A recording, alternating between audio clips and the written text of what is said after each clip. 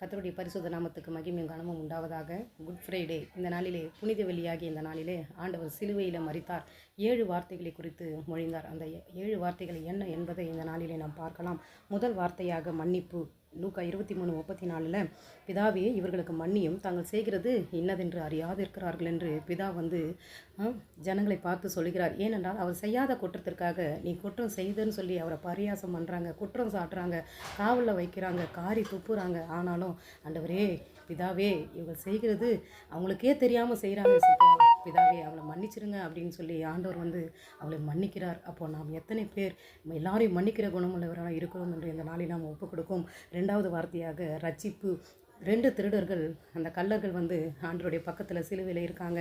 அவளை பார்த்து சொல்கிறாங்க, இன்றைக்கு நீ என்னோட கூட பரதேசில் இருப்பாய், உன்னுடைய தவறை நீ உணர்ந்து என்னிடம் நீ ஒப்பு கொடுத்து வந்து விட்டதினால் நீ என்னோட கூட பரதேசில் இருப்பாய் என்று ஆண்டவர் அவர்களுக்கு ரட்சிப்பை கொடுக்கிறார். 3வது வார்த்தையாக அன்பு.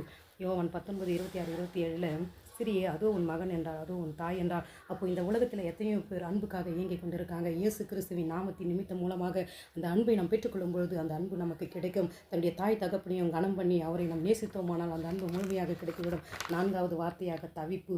மத்திய 26:27-46 ஏலி ஏலி லாமா சபத்கானி, என் தேவனே ஏன் என்னை கைவிட்டிருந்து குமரனாகி இயேசு பிதாவை நோக்கி கேட்கிறார், நான் என்ன தவறு செய்தேன், எனக்கு ஏன் இந்த தண்டனை என்று பிதாவை நோக்கி கதறுகிறார்.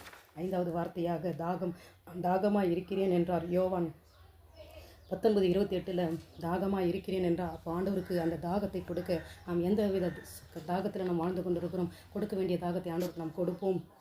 6வது வார்த்தையாக யோவான் 19:30 இயேசு காடியை வாங்கின பின்பு முடிந்தது என்று சொல்கிறார். 19:30 அப்போது ஆண்டவராகிய கிறிஸ்துவுக்கு முன்பாக நாம் ஒளி வீசக்கூடிய பிள்ளைகளாக நாம் வாழ்வோம். 7வது வார்த்தையாக